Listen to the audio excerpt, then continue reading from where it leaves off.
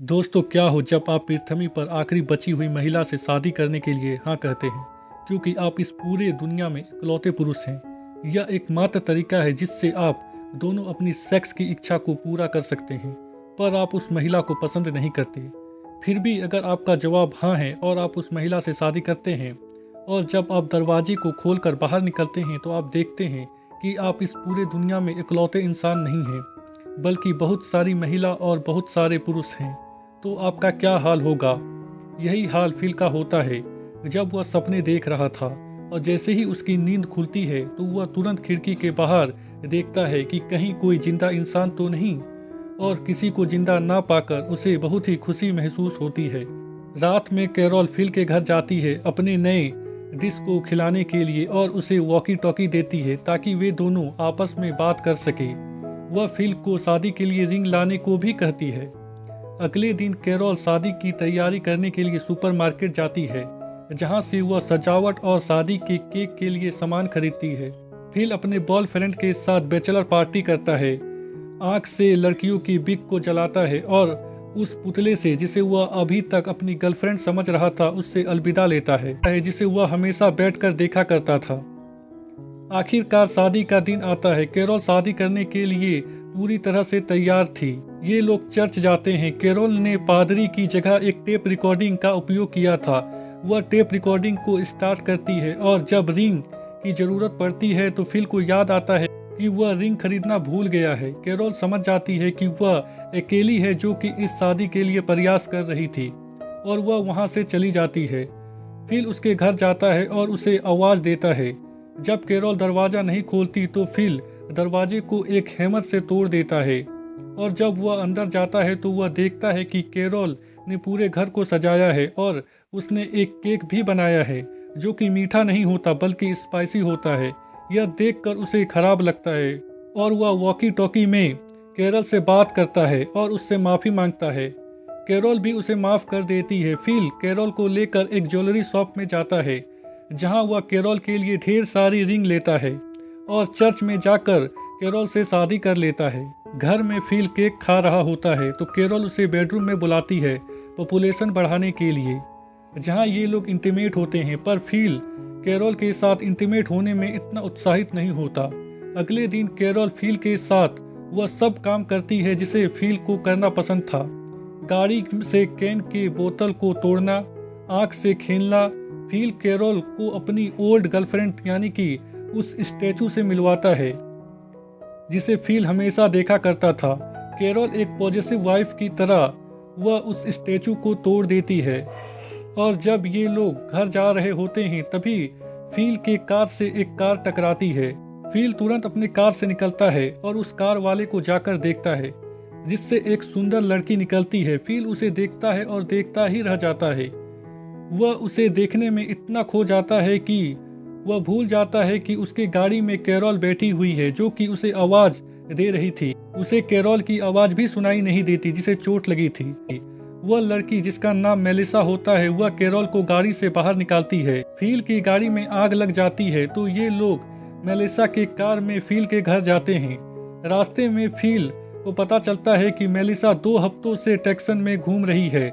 Melissa fill को कहती है कि अगर तुमने अलाइव इन टेक्सास के नीचे अपना एड्रेस लिखा होता तो मैं सीधा यहीं पर आ जाती। इस बात का फिल को अफसोस हो जाता है, क्योंकि अगर उसने अलाइव इन टेक्सास के नीचे अपना एड्रेस लिख दिया होता तो उसे मेलिसा 2 हफ्ते पहले ही मिल चुकी होती और उसे कैरोल से शादी नहीं करनी पड़ती। कैरोल उसे बोलती है कि अगर तुम 2 हफ्ते पहले मिलती तो तुम हमारी शादी में शामिल हो सकती थी एक गेस्ट के रूप में। वह बोलती है कि क्या तुम दोनों शादीशुदा हो? कैरोल उसे बताती है कि हाँ, हमने 2 दिन पहले शादी कर ली है। फिल मेलिसा को ये सब बात नहीं बताना चाहता था। फिल कैरोल और मेलिसा के बीच में जो खिड़की होती है उसे बंद कर देता है ताकि कैरोल मेलिसा से बात ना कर सके, और वह मेलिसा से बात करने लगता है। पर कैरोल खिड़की को बार बार खोलकर फिल को डिस्टर्ब करती है। जब ये लोग घर पहुंचते हैं तो फिल मेलिसा को पटाने की पूरी कोशिश करता है, पर कैरोल मेलिसा को फिल के बारे में सब कुछ बता देती है कि फिल उसके आने से पहले किस तरह पूरे घर में कूड़ा फैलाकर रखता था। उसने एक पूल को अपना टॉयलेट बना रखा था। मेलिसा आराम करने के लिए एक घर ढूंढ रही थी। फिल पूरी कोशिश करता है कि मेलिसा उसके घर में रुक जाए, पर ये सब बात सुनने के बाद मेलिसा उसके घर में नहीं रुकती। वह बगल वाले घर में रुकने का फैसला करती है। फिल मेलिसा को रात के डिनर के लिए इनवाइट करता है। रात में मेलिसा फिल के घर जाती है डिनर के लिए। कैरोल और मेलिसा आपस में बात कर रहे होते हैं। तभी हम फिल को देखते हैं, जो कि पूरी तरह से बदल चुका था, क्योंकि उसने अपने बियर्ड यानी कि दाढ़ी को सेव कर लिया था, जिसे देखकर कैरोल और मेलिसा चौंक जाती है। फिल ने ये सब मेलिसा को पटाने के लिए किया था, पर यह लुक ना तो मेलिसा को और ना ही कैरोल को पसंद आता है। जब ये लोग डिनर कर रहे थे तो फिल मेलिसा के साथ फ्लर्ट करता है और उसकी हर बात पर हाँ कहता है, ताकि मेलिसा को लगे कि फिल की सोच और उसकी सोच बिल्कुल एक जैसी है। जब मेलिसा उसे अपने पति के बारे में बताती है कि उसने अपने पति को किसी और के साथ देखा, वह उसे चीट कर रहा था, इसीलिए उसने उसे छोड़ दिया, तो फिल उसकी डिसीजन को सही कहता है और यह दिखाने की कोशिश करता है कि वह इस तरह के लोगों को पसंद नहीं करता। और जब सब चले जाते हैं तो कैरोल उसे दुनिया को चलाने के लिए, पॉपुलेशन बढ़ाने के लिए बुलाती है, पर फिल बहाना कर देता है और कहता है कि आज उसे कुछ ठीक महसूस नहीं हो रहा, किसी और दिन हम मिलकर पॉपुलेशन को बढ़ाएंगे। कैरोल फिल से पूछती है कि क्या वह मेलिसा की ओर आकर्षित है, पर फिल उसे मना कर देता है और कहता है कि बिल्कुल नहीं। और जब रात में फिल सो रहा होता है तो मेलिसा उसके पास जाती है और उसे कुछ दिखाने के बहाने बुलाती है। फिल उसके पीछे जाता है और वह कैरोल को उसका इंतजार करते हुए देखता है और जोर से चिल्लाकर उठता है। अगले दिन फिल मेलिसा को दिखाने के लिए वर्कआउट करता है ताकि वह उसे एक मस्कुलर इंसान समझे, पर ऐसा होता नहीं है। मेलिसा फिल से उस कार के बारे में पूछती है जो कि बाहर खड़ा होता है। फिल उसे बोलता है कि मैंने तुम्हारी मिलो कार को तोड़ दिया था, इसीलिए मैंने इस कार को तुम्हारे लिए खरीदा हूँ। कैरोल उसे बोलती है कि तुम्हारे पास मेलिसा के लिए कार खरीदने का समय है और दरवाजे को ठीक करने का समय नहीं है।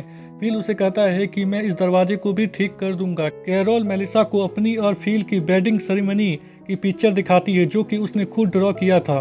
और जब फिल दरवाजे को ठीक कर रहा होता है तभी मेलिसा उसके पास जाती है और कैरोल और उसे बियर पीने के लिए अपने घर में इनवाइट करती है। फिल उसे बोलता है कि कैरोल की तबीयत ठीक नहीं है और वह खुद मेलिसा के साथ बियर पीने चला जाता है, जहां मेलिसा उसे अपने दिल की बात बोलती है कि वह उसे गलत समझ रही थी, पर अब ऐसा नहीं है।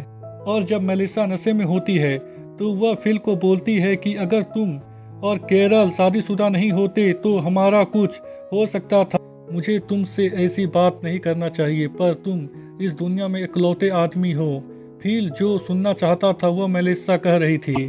फिल सीधा कैरोल के पास जाता है और अपनी शादी को तोड़ने के लिए, पर वह देखता है कि कैरोल उसके और अपने नाम की वेडिंग बोर्ड बना रही है, जो कि वह दरवाजे में लगाने वाली थी।